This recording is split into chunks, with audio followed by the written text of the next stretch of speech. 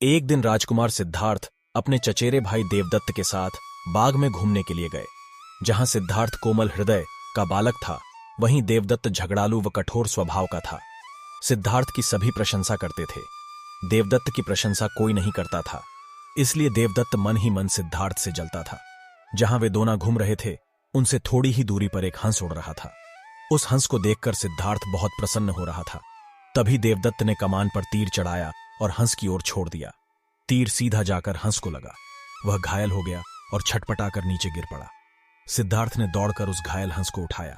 उसने हंस के घायल शरीर से बह रहे लहू को साफ किया और उसे पानी पिलाया। तभी देवदत्त वहां आ पहुंचा। उसने क्रोध से सिद्धार्थ की ओर देखा और बोला, इस हंस को चुपचाप मुझे दे दो। सिद्धार्थ, इसे मैंने तीर मारकर नीचे गिराया है। नहीं, सिद्धार्थ ने हंस की पीठ सहलाते हुए उत्तर दिया, मैं इस हंस को तुम्हें नहीं दे सकता। तुम निर्दयी हो, तुमने इस निर्दोष हंस पर तीर चलाया है। यदि मैं इसे न बचाता तो इस बेचारे की जान चली जाती। देखो सिद्धार्थ, देवदत्त उसे घुरकर बोला, यह हंस मेरा है। इसे मैंने तीर मारकर नीचे गिराया है। इसे चुपचाप मुझे दे दो। यदि नहीं दोगे तो मैं राज दरबार में जाकर तुम्हारी शिकायत करूंगा। सिद्धार्थ ने उसे हंस देने से साफ साफ मना कर दिया। देवदत्त राजा शुद्धोदन के दरबार में जा पहुंचा और सिद्धार्थ की शिकायत की।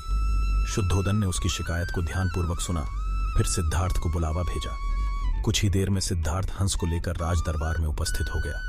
राज दरबार के ऊंचे सिंहासन पर राजा शुद्धोदन बैठे थे। आसपास के नीचे आसनों पर राज्य मंत्री तथा अन्य पदाधिकारी बैठे थे।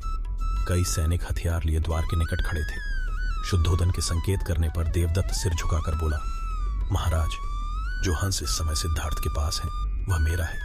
इसे मैंने तीर मारकर पृथ्वी पर गिराया था। सिद्धार्थ ने इसे उठाकर इस पर अपना अधिकार कर लिया है। यह हंस मेरा है, कृपया इसे मुझे दिलाया जाए।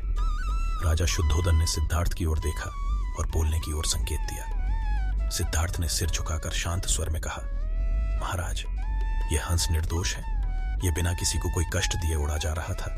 देवदत्त ने इसे तीर मारकर घायल कर दिया। मैंने इसका उपचार किया है, इसके प्राण बचाए हैं। मैं समझता हूं कि प्राण लेने वाले से अधिक प्राण बचाने वाले का अधिकार होता है।